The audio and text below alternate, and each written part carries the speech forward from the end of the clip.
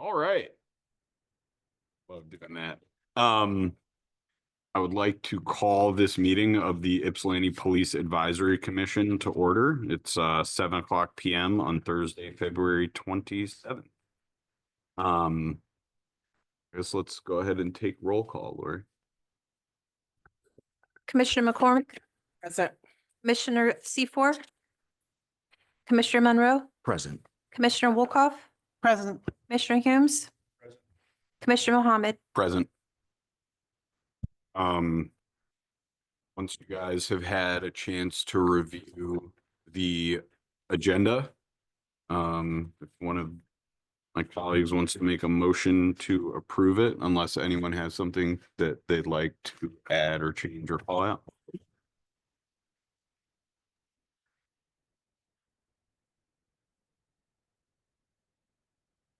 Make a motion to approve. Second. All in favor? Aye. Aye. All opposed? All right.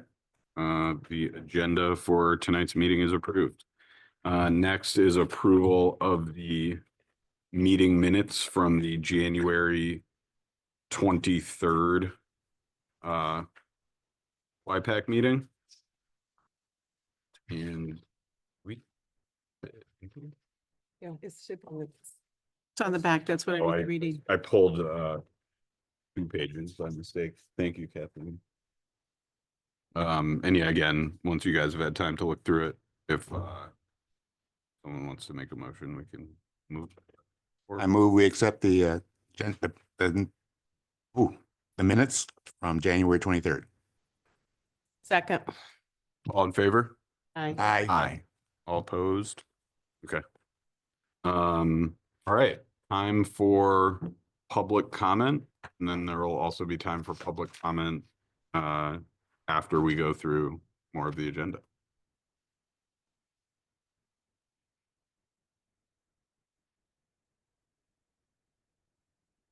For not doing the pledge of allegiance to the flag. I want to commend you for that. I love it when I come to a place and they don't do that. Because what you're doing, you're recognizing that liberty and justice are not for all. I love that. Now, I'm here tonight because of street news. And street news sometimes can be thrown out of proportion because a lot of folks on the streets don't know what they're talking about. A couple days ago, we had a high-speed chase in the city of Ypsi, and I got telephone calls about the high-speed chase. Said, there go that Ypsilanti Police Department again. In the past, we did have some high-speed chases. We had 2 high-speed chases. One ended up in a crash, and then the other high-speed chase ended up in a death. And people just want to keep saying, you know, there go the Ypsilanti Police Department again. But this particular high-speed chase here had nothing to do with Ypsilanti Police Department, Eastern Michigan University, and the Washington County Sheriff. And what they do, they got a history. When things happen in the city that they come in and mess up, they have a habit of putting it on the YPD, that Ypsilanti Police Department did it. But so I just wanted to come down tonight to let you guys know that's not the truth. I mean, the word on the street is that Ypsi, but it was not Ypsi. Eastern and I thank you all so much for not doing that pledge of allegiance. Keep it up. Thank you. Thank you. Any other public comments this round? Anyone on Zoom, Lori? Haven't raised it. Anyone on Zoom would like to speak for public comment?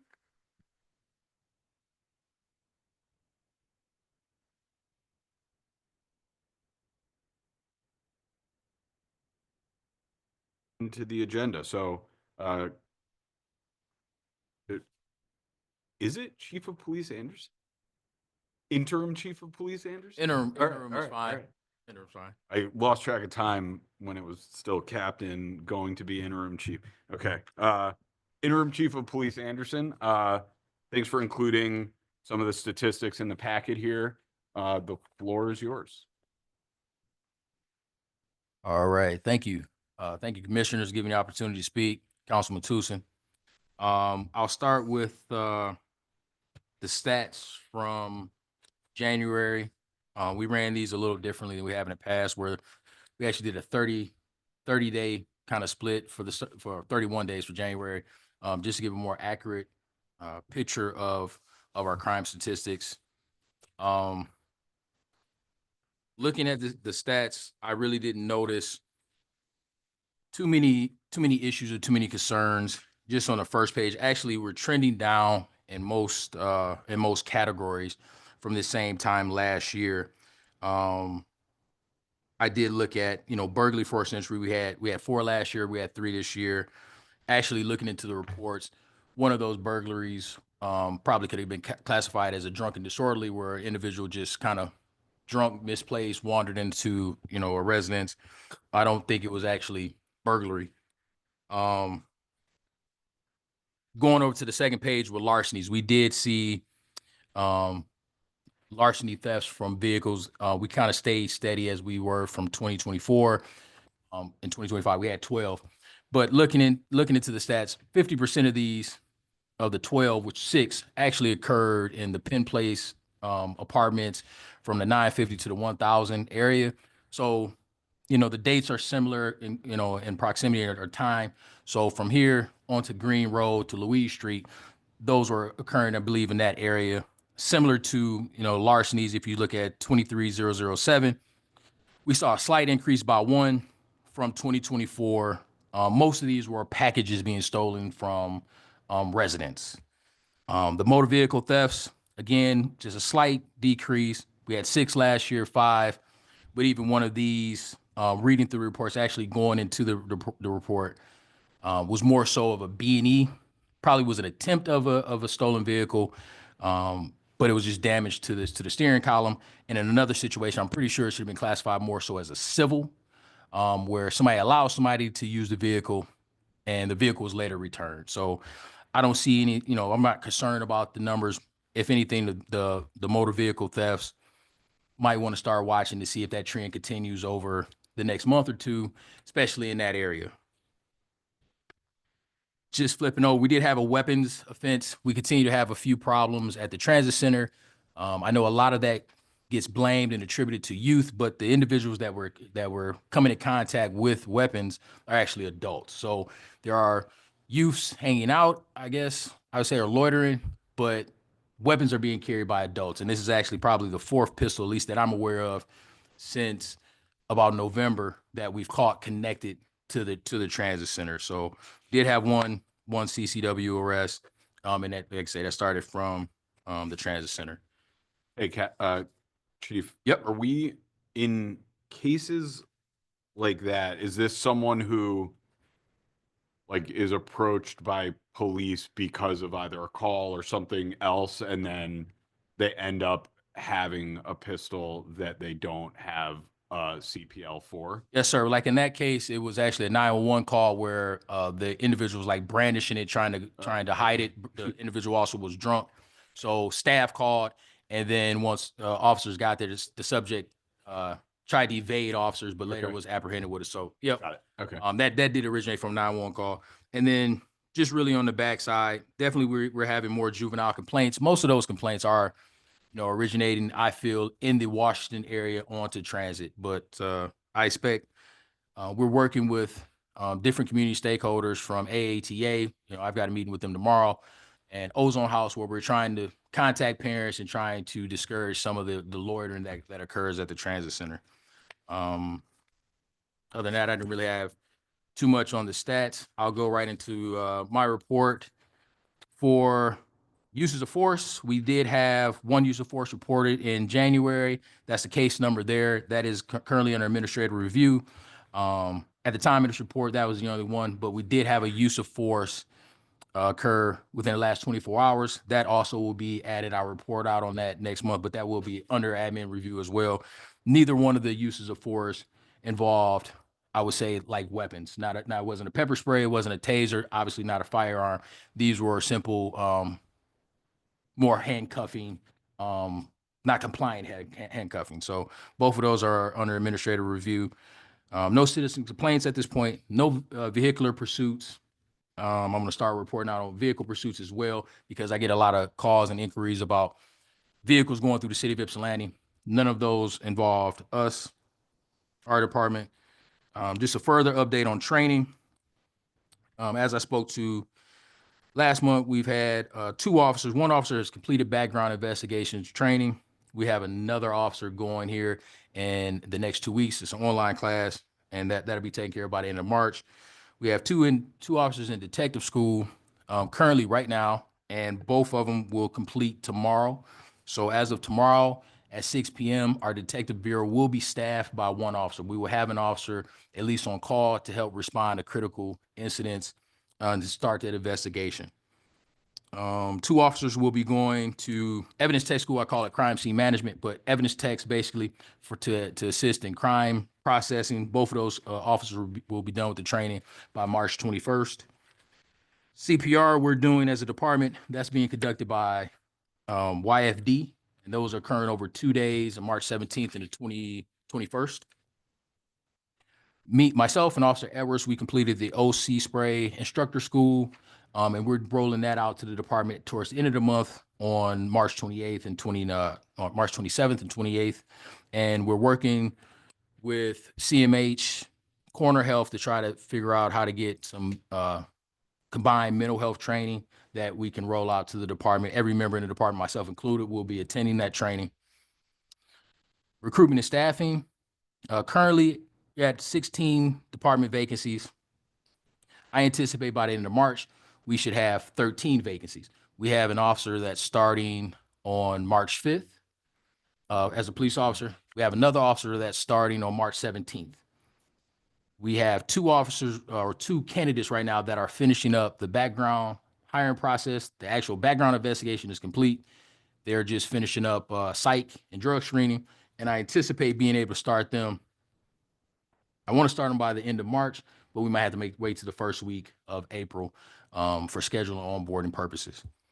We have 1 officer currently in field training. We did hire a sergeant that started a couple weeks ago. And again, we have upcoming interviews where we're going to be interviewing for also lateral positions, but also the sponsorships to the academy. So I know some people here volunteered or signed up for those spots, and I appreciate that. But overall, we anticipate, as I put on here 2 to 3, we've actually gained another candidate. So it'll be really 2 to 4 officers starting in March. Department initiatives. We implemented, I know there's some conversation about how we track users of force. Now we implemented just another kind of check and balance, if you will, documentation on our calls for service where we indicate whether force was used or not. Toward the end of the year, that would be beneficial because we can cross-check that against our Guardian tracking to see what's in there, and we should get a more accurate number at the end of the year versus if we took 18,000 calls, how many of those really said no force used? And we should be able to search very easily just looking for these keywords. Every incident should have either no force used or force used. So that'll give us more of an accurate number just to look at towards the end of the year. We started an Officer of the Month celebration last month. I thought it was something important. Officers, go a lot through their careers without being recognized. So last month, we selected Roderick Everest as our first Officer Month for the month of January. How we're selecting this person is not about arrest tickets or any of that. It's really about responsiveness to the community. I've spent some time at Park Ridge, and I get a lot of feedback about Officer Everett and his patience in the community, his ability to work with children. So we selected him as our first Officer of the Month, and we're in the process of picking an Officer of the Month for February. That's the crime summary, or the summary for the crime. Do you guys want to go right into the discussion for the survey? Heck yeah. All right. Sorry. Wait. Oh, I got too excited. Yeah, I see that. Slow down. Slow your roll. So I want to go back to the Officer of the Month. So do you have some sort of a documented or written up criteria that will help to keep things? I'm want to say, more objective. Objective.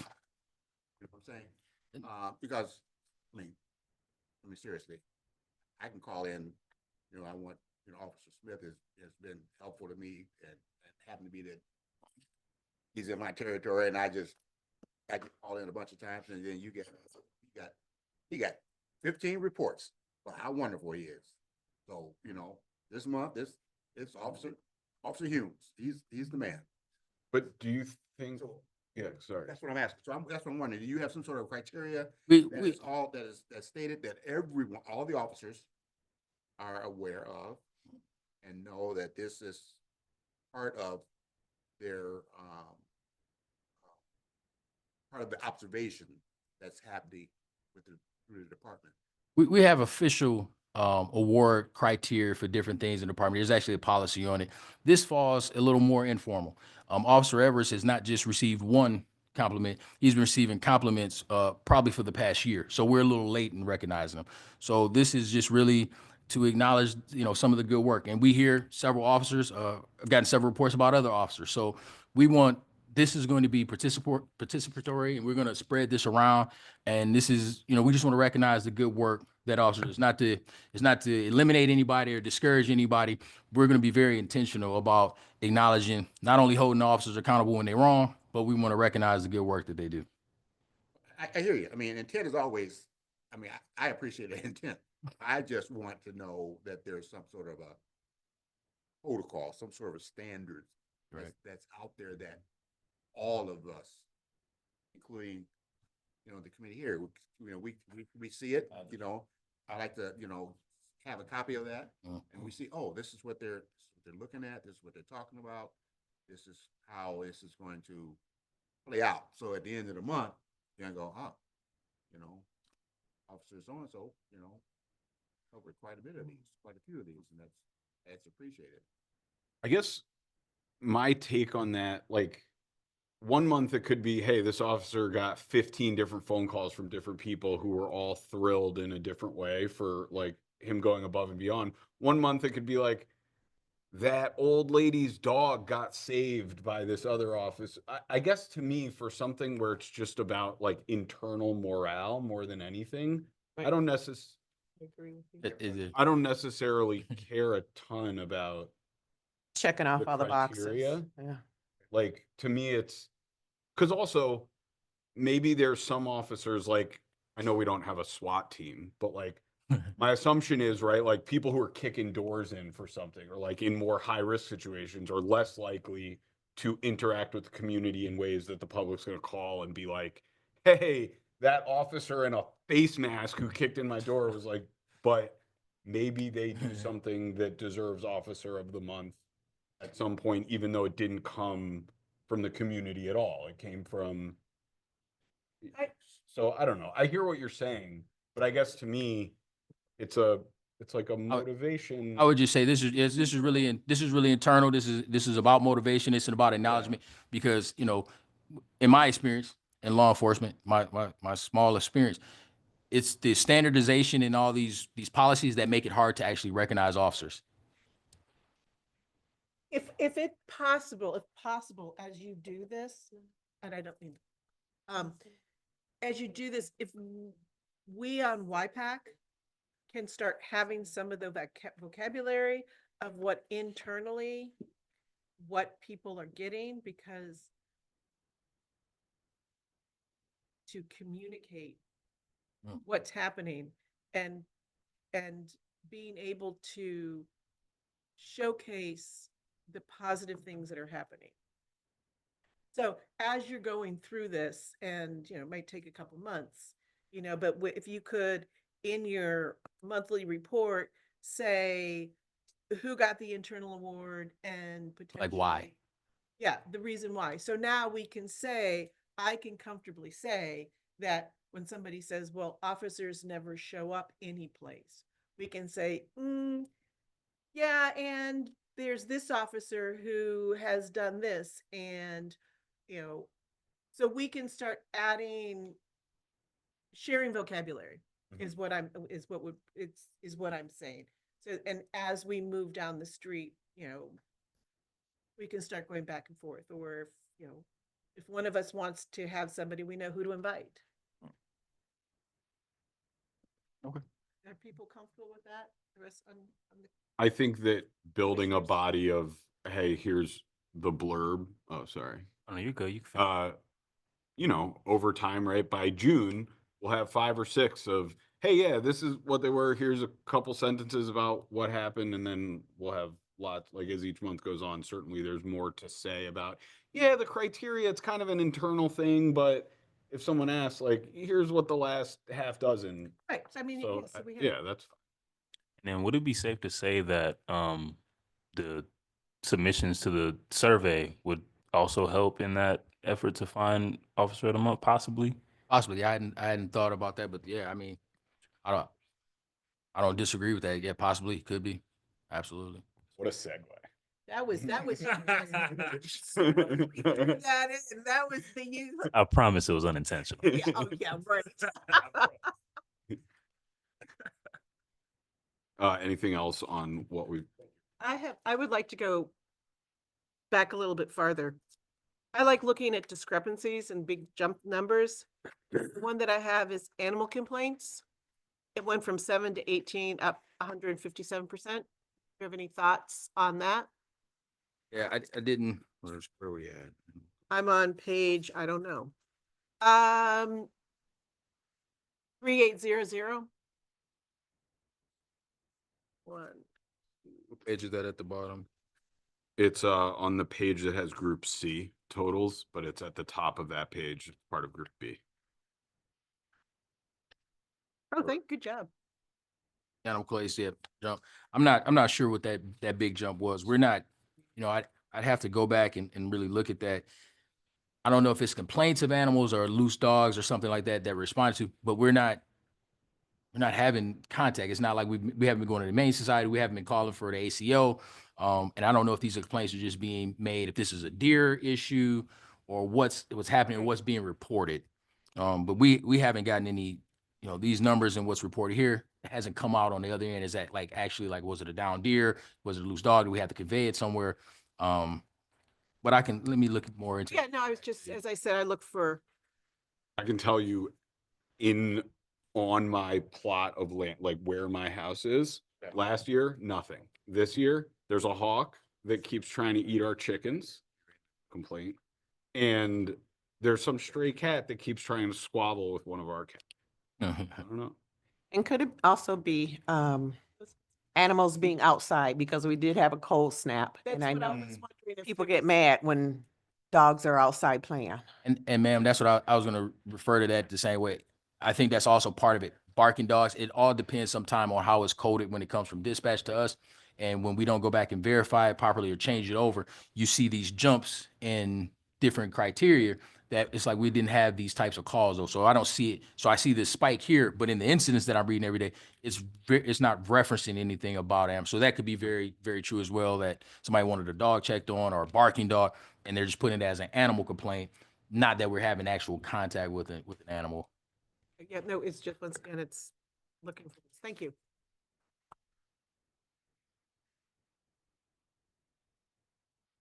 Are you guys ready to move on to the police interaction survey? Let's go. Back to me. All right, so I appreciate your patience with this survey. I want to thank Lori and Tracy for kind of bringing me up to speed on it. I had very little knowledge about that there was a survey in the works or whatnot. I was able to get in touch with Chief Moore and get a copy of a memorandum that was sent back in March. And basically, the card that you have, we have a QR code there that goes to the survey. Survey has been placed on a city website. I'd be remiss if I didn't acknowledge Danya, who helped with this, that works upstairs. The staff was incredible trying to help so we could get this brought and presented to you. Also, Tom Cook helped a lot get this going. It wasn't just me. Really, all you guys really need to say is if you're good with what you see on the website. Danya did have a recommendation. I spoke with her today and wrote it down. She wants to know, would you prefer her to add an additional comments box where a person could just add additional comments to whatever's on the survey there. Those Yes. questions, they could ask just. I think that would be Yep. good. Yes. All right, we'll take care of that. And then for this purpose, my thoughts were we just need to identify, in my limited time of doing research, I think we need to identify an exact period in which we want to look for, a time frame. If we're looking at 30, 60, 90 days, so we can actually have some comparison. And I would like to do a policy behind this one to support it because I want to reinforce this with officers. We're going to do a special order to let them know what we expect them to do with these cards, what types of calls we want to policy. So there will be a policy coming for this, sir, real quick. And my thoughts were, let's roll this out April 1st, as long as everybody's good so far with what we see here. So this comments box, she'll probably have this on the website tomorrow. I'll email her back tonight. She'll have this there tomorrow. I've got 500 of those cards. Once we get the policy written up, I'll do some internal training at the briefings with all the officers and sergeants, and they'll have those cards for them to go on the road, and we'll just pass them out as we go on calls for service, as long as everybody's fine. Or if you want to give me some feedback on what you see so far. So I like the questions. I think it does a good job of balancing, like trying to get something, and it doesn't make sense to ask 30 different questions with 8 fields for essays, right? So I think that I think it strikes a good balance.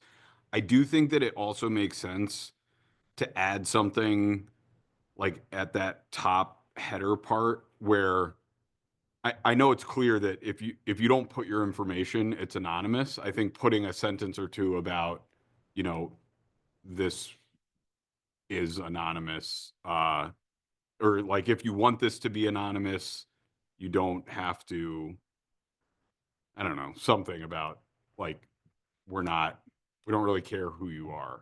We care. Isn't that the end of the, I thought at the end of the survey, it asked for Your email. right? Well, it says to receive a copy of the form. If you and want a if the copy of field's all- not part of If the you want form. it sent to you, you can just put your Right. email there.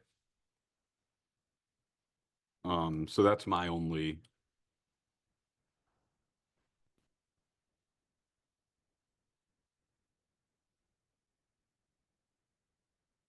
They will enter their name, is there? No, Okay. but I don't know. I guess to me, do you feel like it is weirder to have a place where there's no field to enter your name, but it's like, hey, don't worry, this is anonymous.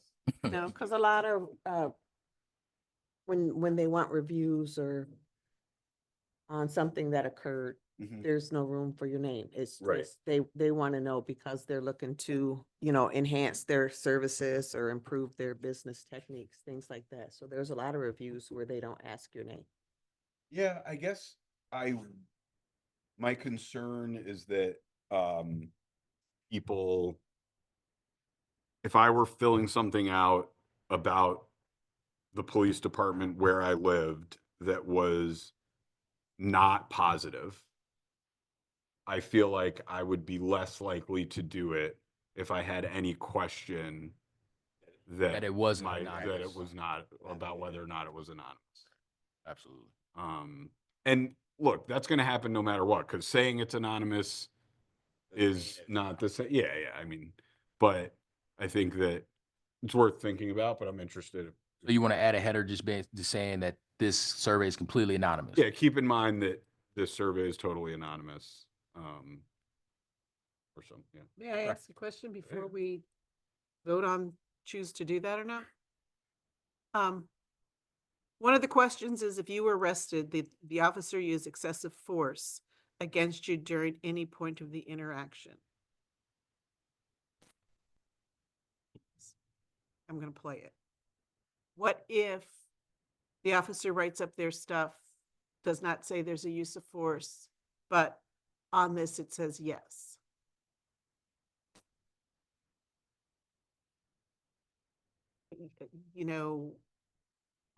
Yeah. Because right now, how would If it it's be- anonymous, how will we go back and figure? That was just my question, like what would, and I'm gonna ask you, what would you do as the chief of, because the use of force is gonna be a very different perspective from both positions. One is, just that power differentiation stuff. What I'm gonna hope for that if we get a complaint of excessive force, I'm hoping that the person has already made a complaint with the agency. Um, I'm hoping, in my time there, people are not shy about when they feel they've been improperly contacted by the police. So, and we also do, and I mean, that's a valid point. When I was looking at, that's actually the question that I had some concern about. I think we definitely want to look at force and contact, but this type of question, if somebody just adds an, like, how do we follow up with it? There's no way if it's anonymous, unless they put their email at the bottom, it's no way. We just wouldn't be able to, we could sit there and do video reviews. There's thousands and thousands of videos. We wouldn't be able to get to all of them. And I would hope that if we had a use of force, somebody's already made a complaint, and then we're starting an internal review. And with any uses of force, the officers are mandated, and that's one thing that I've really been spending a lot of time on. It's only 24 hours a day, but I need a little more time than that, is we're changing our policies. Our policies now when policy is important for police officers. It's just what we do, how we do, everything. If you don't have it in policy, it's hard to correct the behavior. For uses of force, now we're changing the reporting requirements. Any use of force, whether it's hands, weapons, or anything, will, before the end of the shift, it requires an immediate notification to me, as long as I'm in the role. That comes up through the chain of command, but they have to notify me with the case number. That does several things.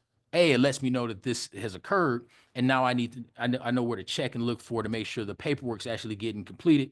It also puts the sergeant or lieutenant on notice that, hey, you've made the notification. You know that you have to complete the paperwork. Also, now officers are mandated to complete a use of force by the end of their shift. There's nothing in policy says, it just says I have to do the use of force, but it didn't say when I have to do it. Now it's before the end of the shift. Also with supervisors, their administrative review, it needs to be done within 48 to 72 hours, unless they get permission from me to get it done later, right? So those pieces, I think, will help with the use of force tracking. And I'm just, I would hope that something like this occurred, the person's already made a complaint with us that we're investigating, or I'm already looking at it from administrative review. If an arrest happened and they told me to use force, we're already looking to make sure it's in policy and that it was correct, that it was, equitable in how they did it. I guess my personal take is that this is not a tool for talking about specific incidents. And so that means it's necessarily going to fall short in giving useful information about specific incidents, but it will over time give hopefully pretty good, reliable, and Long-term. honest trend information. Yeah. If we get a huge block that's showing us that, people are saying, hey, they used excessive force. Well, we know if you're arrested, we just need to start going back through all the arrests Right. and looking at what's actually happening, right? And let's see if there's any validity, what's happening in the department. When I spoke last month, I know our uses of force and just things that I've seen over my time, that's a limited snapshot, but our uses of force are significantly down in the department now, right? We're not zero, but they're down from, say, when I entered the agency. To have, one a month, ideally we would never want to use the force. But right now to be averaging one a month, last year I think we ended up finding one more that may have occurred towards the end of December, but still 9. That's still very low. There's a lot of different national averages of what use of force and how they fall in different departments. For us to have contact on 18,000 plus calls, and to have 9 of those incidents that result in some type of force, and then 3 of those incidents, just off the top of my head, are involving firearms, and we use very minimal force. I mean, we're way below the national average, and we're trending in the right direction. We're not perfect, but we are trending in the right direction. But if this survey tells us, hey, we get a bunch of arrests and they're saying it's excessive force, we know at least we need to start looking, and that we've possibly got a problem. Thank you.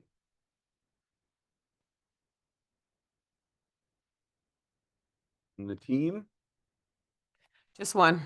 The box where it says receive an email copy of this form, could we just expand it to say, or if you require additional follow-up? Well, right now, email address won't be included when it gets submitted. So it would have to be, Gotcha. yeah, then it would have to be something where like it's, please contact me, and I know it's not going to be anonymous. Okay. Um, And as is fine. do you think?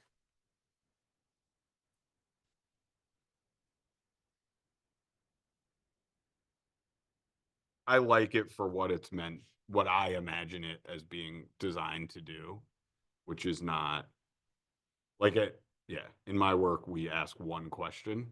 It's called an NPS survey, and it's just, would you recommend this product to a friend or colleague? People rate it 1 to 10, and it absolutely gives you no detail whatsoever, but it gives you over time a very, very, very good idea of how you're trending in general. And then it's up to other people to start digging in with customers, et cetera, or the public in this case, to start figuring out what parts of your approach or your organization or your tools are working and what aren't, right? But you get a sense of like, all right, we're at a 7 out of 10. So we've got work to do, but we're okay. Or we're at a 4 out of 10. We're doing very, very poorly, and we've got. So I think that this hope has the chance to achieve what I think I'd like to see it do. It's going to be in multiple languages. That's something that I hadn't thought about, but right now we just have it in English, but we may need to do that.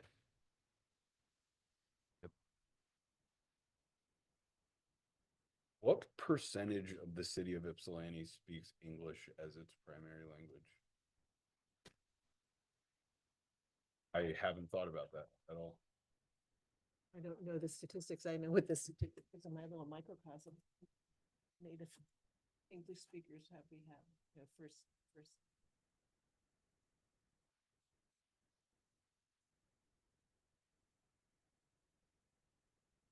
There's a maybe for like Spanish on the site as well, and maybe we should do some cards the same way with that. Do you know, Corey? I was going to say, I would say Spanish, Arabic. Okay. I know community schools do Spanish, French. Mhm. Those would be, I would guess those two Never encountered choices. a French Okay, speaker. we can work on that. French would be wild. French would be wild in the city.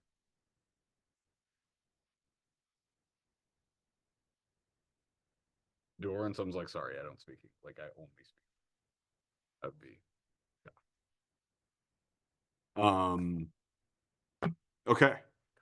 Yeah. What's up? One more thing, if I could add, I also agree. I like how concise and simple this is. I want to echo Kathleen, right? Kathy, your idea there about the option of being able to have your name on the report. Being that we live in a social media generation, it's so easy for a photo or a 30-second clip of a video to go around the internet, and people will have their opinions, and oftentimes we'll get it wrong. You know, you guys will have more details than we will, from the window of social media. So I just think that having the option of having your info on there could help the department kind of sort through complaints that might just have been spurred by something like that. The other thing I think might be helpful would just be having that that this isn't the process for a police complaint. If you could have like like maybe a sentence at the bottom, just Oh yeah, like even a link, like, hey, if you need to make a complaint, exactly, here's the here's how you do process for that. that. You can go to the city website. We could just link them to that Right. website. Straight to the That's website. Exactly. I like That's just so someone doesn't confuse this for that. Yeah. That'd be great. You don't want to like, oh, you have an issue? Yeah, just Yeah. take a snap of this QR code. Yeah. Yeah. Or you- I like that. All right, just to follow up. So we're gonna do additional comments box. We're looking at some at a top header, just saying add a sentence about this being anonymous if you choose. We're gonna look at multiple languages. We'll have to figure that out for cards. And a blurb at the bottom, like if you need to make us, first of all, that we can add our personal information if you want, and then have a kind of a blurb where if you need to make a citizen's complaint, we can link them right to the actual city website. And they can make the complaint there. You say that it could be anonymous if you choose.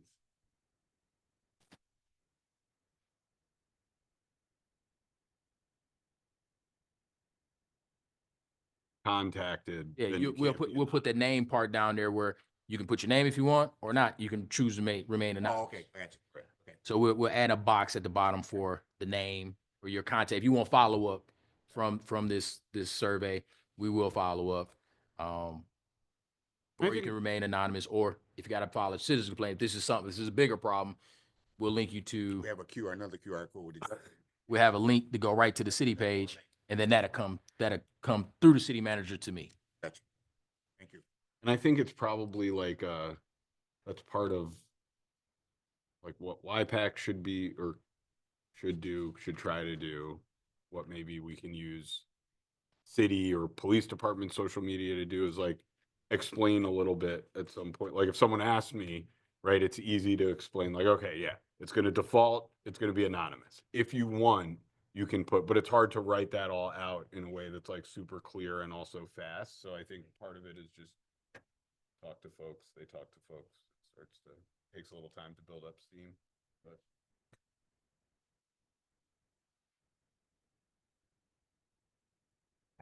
I'm gonna add this into the order.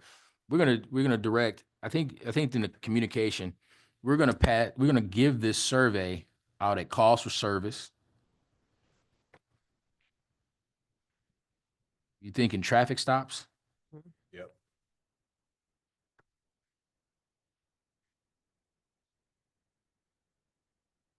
Just non-enforcement contacts as well? Just, that's like not related to a call. Well, any type of contact. Any type of contact which says we want to ask them and give them the option to take this survey. Yeah, Okay. I think it's Any just, type of contact. has to super wide net and try to get folks, because look, 18,000 service, right? So 20 plus thousand interactions of some sort in a year in a city with a population of 20,000, like you get to like a decent percentage of the population having had some reason to get one of these in a relatively short amount of time. And then it just starts to be like, okay, yeah, I've got the. Where I was going with that was that it's so when the officers give this card, this is going to be in our policy as well. You're going to explain it to them, hey, you can take the survey, you can completely remain anonymous. Right. I won't know anything, or you can put your name to it and they will follow up. That's going to be part of when you give this card out. You're not going to just throw the card to the person and say, Right, hey, right. scan the code. They're going to have to explain part of this process to the individual, especially when we're talking about any contact. We can put that, any contact with any individual, but they're going to have to explain how to use the QR code, where it goes. This is on the city website. It's anonymous, or you can add and follow up. And if you had a citizen complaint, just like when a person asks already, if they say, hey, I want to make a complaint, our citizen complaints process already says in policy that the officer has a responsibility to put that individual in touch with a supervisor. Mm-hmm. So all these things are kind of already going to loop together and work together, I feel. So are officers still required if there's a traffic stop and there's an interaction, are they still required to give their card to the person that they stopped? So the person will have, if I'm stopped, I will receive somebody's card, so I'm going to have the name of the officer, or will the person have to ask them? I don't think it's required, but if a person asks for your card, they have your name. At one time, we were told that They were all required officers were required. to give a card. We've been told, yes. I'm sorry, it's not required. Okay. Every call that I went on in the city, I've not always given a card, but when somebody asks if it was, hey, I want to follow up with you about this, can I have your business card? Absolutely, we give them a card, or write my contact information. If I didn't have a card, write it down and make sure they can get in touch with me. Absolutely. It's good to know that there's been that change. You can always pass out these cards to business owners also. Yep. Get with the public that way. Absolutely.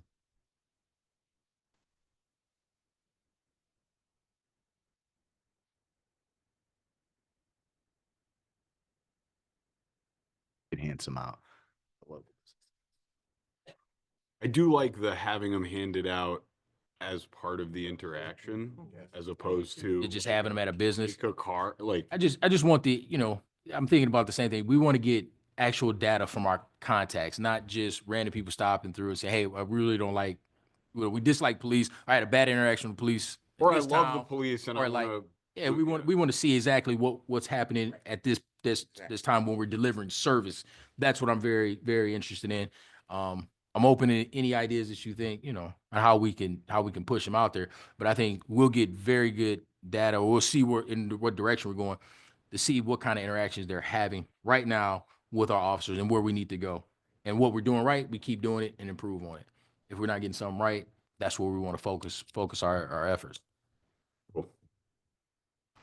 You guys ready to move on? Okay.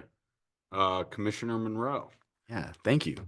So, this idea of police incentives was just something I was thinking about. I see these social media ads every once in a while for police departments hiring, and they just seem to be offering more and more money every time I see them. I saw Taylor's offering 70,000 as their base salary with a 3% increase in 2026 and 2% in 2027. And forgive me if I'm forgetting, but I think last time I heard the base in Ipsy was more like 64 or somewhere. Is it up? Yeah, we're up from that. A little Great, bit. great.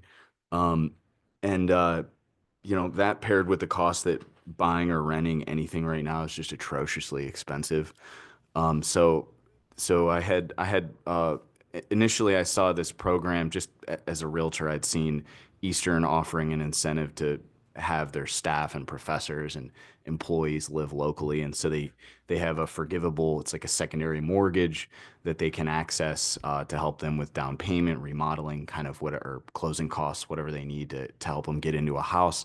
And I think that's something that would be, it would be really cool if we could offer something like that. I know we're in a cash strapped municipality here, so I had actually reached out to the DTE Foundation, which Eastern had pointed to as providing funding for their program. And DTE sent me it was like a contact form, and they replied and they said, hey, this is by invitation only and only for nonprofits. So that one was kind of ruled out, but that was my first thought. Would it be great if we could, find someone else's bag of money to help us out with this? But my next thought was the as far as funding goes, I understand the police budget is part of the city's annual fiscal year, and so I reached out to the treasurer, and he let me know that any leftover in the police budget goes back to the city's general revenue.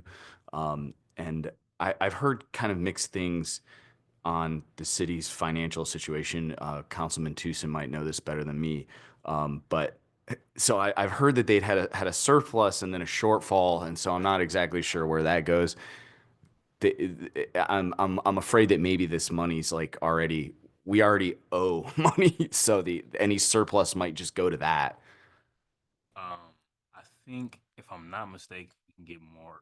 If I'm not mistaken, we can get more clarification from city manager. But I think we budget for a shortfall, if I'm not mistaken. But in some areas, there may be a surplus. I would have to go back and look at the budget again, and I can get more information on that for you. Yeah, all right, awesome. But yeah, that's the gist of the idea there is just something with some strings attached. So if someone takes the city's money, takes a job, takes your training sponsorship, and then picks up and leaves, it'd be nice if there'd be some sort of clawback or some way to recuperate that if they didn't stick around for a set period of time. But on the topic of incentives, I don't think it necessarily just has to be pay or, here's a perk to help you purchase a home. Um, Maybe it could be training, or it could be any other thing like that that could kind of just sort of help squeak these other departments out if people are trying to make a decision. But yeah, so any ideas or feedback would be great with that. I know Washtenaw County has a lot of funding. Well, not a lot, but I know they do funding for different homeowners programs. I've never looked into something like this. But also there's the option to look for grants that are available for things like this, or even looking into the Mishta Homeowners Program. That may be an option as well. Mishta is a cool program. That one, I'm used to seeing that changing depending on how much money the state has Right. allocated for it, but I think it got better recently. So, Yes. yeah, so who knows? Maybe we could combine them. But yeah, anything we can do, I just wanted to bring that. I'd be open to something like that. I'd be super interested. Like, I'm happy to help look into this a little bit. I also think, like, in terms of framing it, there's also probably organizations like where I would lean pretty hard on, and I believe this, that like communities are made better when the people who serve them live in them. them. And I think that couldn't be more true for law enforcement. Yep. And so, like, it's more than a competitive edge in hiring, It's which also is more retention. like business. It's like this makes a community more whole, or like, how do you, what better way to build community policing than to have your law It's in the enforcement community. live in the community? Yeah. Yeah. Yeah, exactly.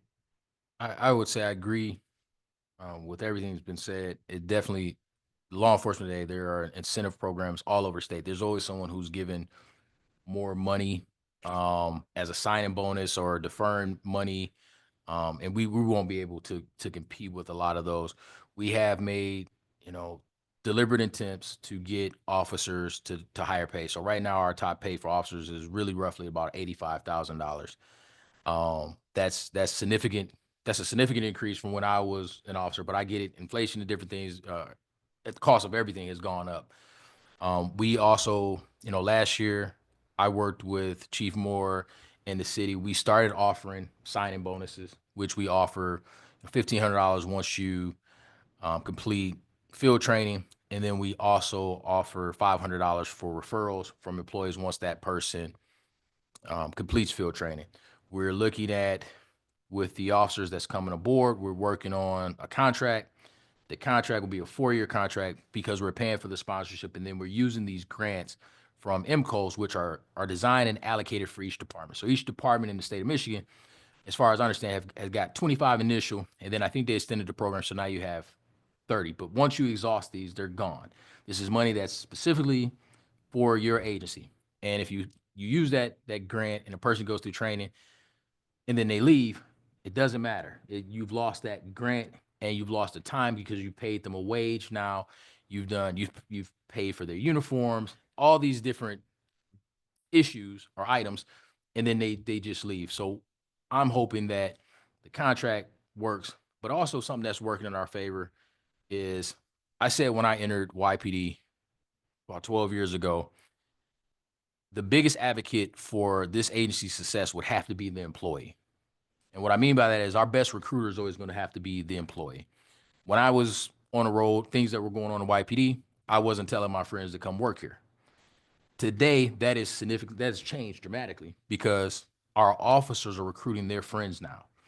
Our 2 lateral officers that we're bringing in, no officers in the department, and they hear this is a good place to work. I hear it's changing. I want to be a part of this in this community. They also are familiar, have frequent this area, whether it was EMU, whether it was some of the shopping.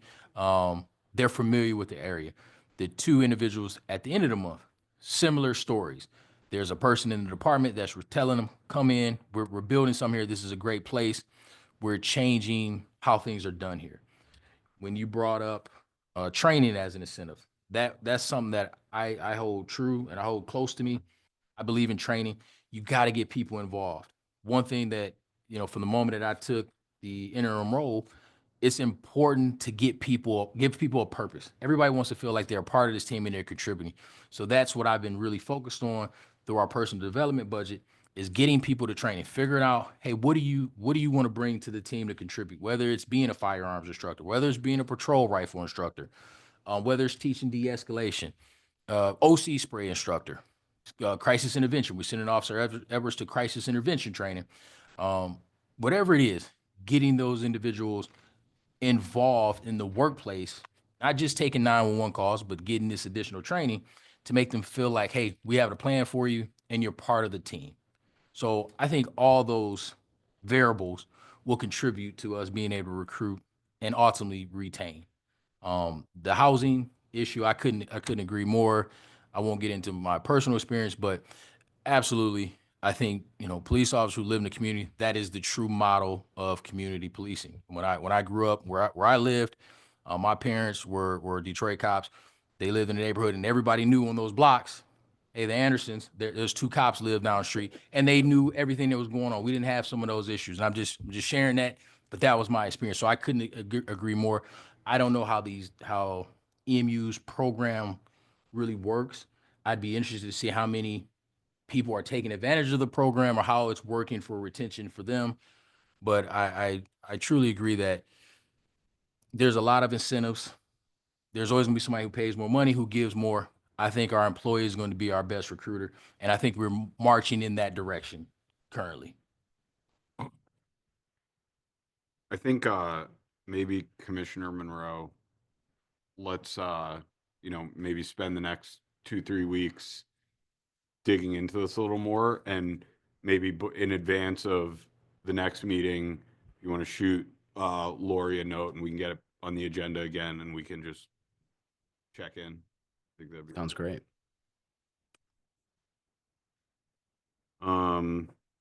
Anything else on the hiring incentives?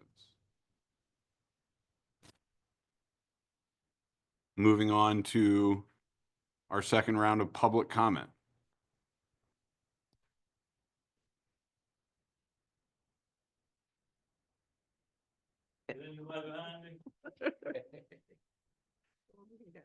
I sit and listen to the conversation, and I hear a lot of good stuff, but I'm old school. I'm old school, and I've seen some things that really worked back in the day, and I can't see why they can't work now. I mean, technology has taken over, and sometimes everybody's not technically astute. So sometimes we have to write those folks off. You understand what I'm saying, right? All right. Okay. Now, back in the day, we were talking about survey. We used to have in the city of Ypsilanti, we had a citizen review panel. Back in the day, when I was in school, we had a citizen review panel, and at that time, I was just getting into the NAACP mode. Ray Mullins, he was the president. And this survey that we're talking about now, we did it in a different way. There's a person assigned in NAACP to do just what your cars is doing, and that person was me. And I get everybody else, was kind of, they didn't really want to do it. So what we done, we knew that we would go to the police department and we would get the incident reports. We get the reports. Sometimes they want to, back then, sometimes they want to give them to you, sometimes they didn't. But we pretty much knew who was being involved with the police or having contact with the police.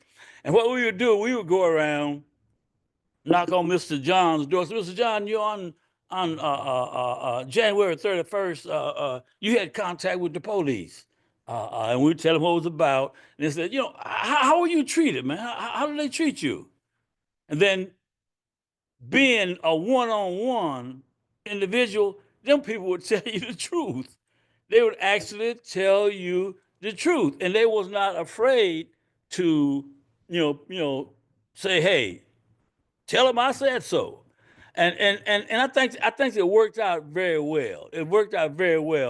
And then one component of that was when people was mistreated by the police, and it came back into the station.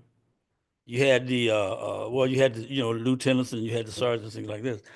What was really Oh, boy. Okay. I'll explain it to you next time, right? Yeah, you come back next time, We- 6 more minutes. Next time, man, but okay. Thank you. Any other comments either from the folks in the room or on Zoom?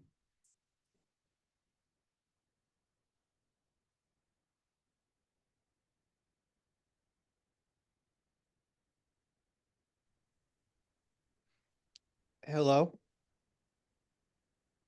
Can you guys hear me?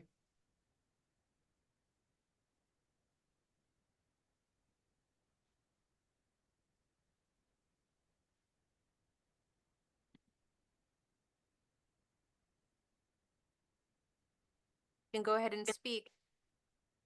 Um, I totally agree with what has been said here. I think when you need or when we want to have officers in the community, I think it is best when they come from that community. They have a personalized stake in what happens. They're going to respond to a call much differently if that is their church, if that is their transit center from their community that they grew up in. Everyone knows them, they know the people that are there. They're going to respond differently. People are going to react to them differently. And I think hiring from within at all levels is something we should be trying to do. Um, Obviously, there is a limit to that. You know, if someone just isn't qualified, they're not qualified.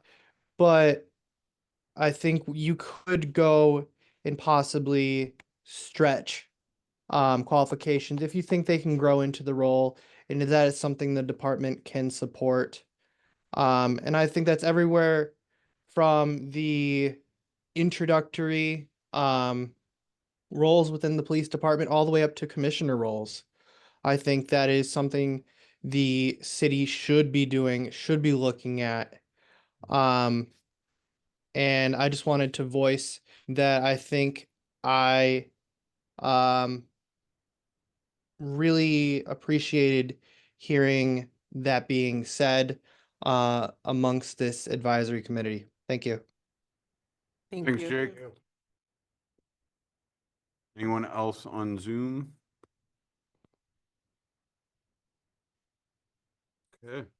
Okay, thanks, Lori. And then commissioner announcements.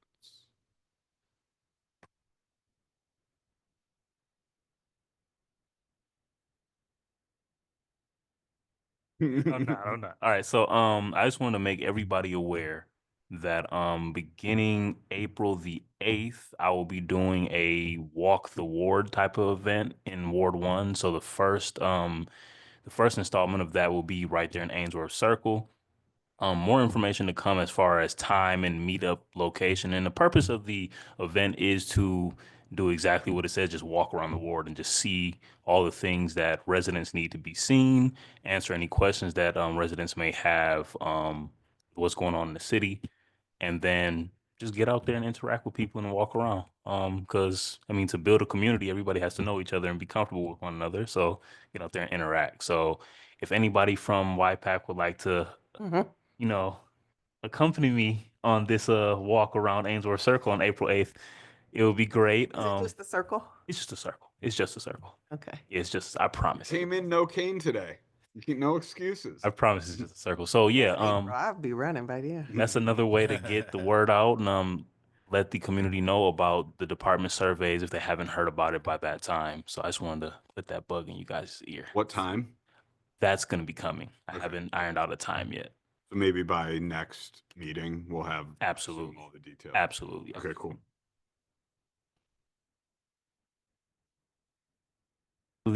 Um, since I got on the commission, we've been looking for somebody to fill the Ward 1 seat, and I received an email recently. Anthony, last name, I'm sorry, Perry. Anthony Perry sent in his application. I gave him a call earlier this week and invited him to come out to this meeting to meet the body and just let y'all see his face and get to know him. So Awesome. Right. Awesome. Thanks for coming. Thank you. So what's the what are the next steps? This goes to council? Oh yeah, the next steps. It was the application came in at like right there at the break of when agenda items can be put Yeah. on. So that will be the next meeting that this would be put on the agenda. Okay, Yeah. so a couple weeks. Yeah, a couple weeks. Yep. Okay, awesome. Great. Any other announcements from the group? No, but can I ask Anthony a question? You can, anything you As need in to do. TERRY? Any relation to?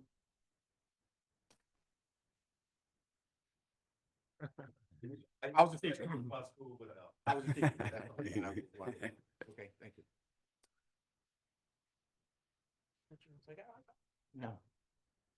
Also, I'm sorry. And on March 12th, so that's coming up, there's gonna be like a boards and commissions kind of work session at 7 p.m. here. So Okay, please come through. Don't we have to RSVP for that? Did I see we had to RSVP? Okay. we'll be out of Show up. town, unfortunately. That's all I Okay, last chance, because Roland kept saying one more thing. got. Okay, I think that appreciate everyone's time. Chief, thanks for coming. Appreciate your participation and insight. I guess if someone wants to make a motion, we can adjourn here. Make a motion. All in favor? Aye. Aye. All opposed? All right. Thanks, everyone. Absolutely.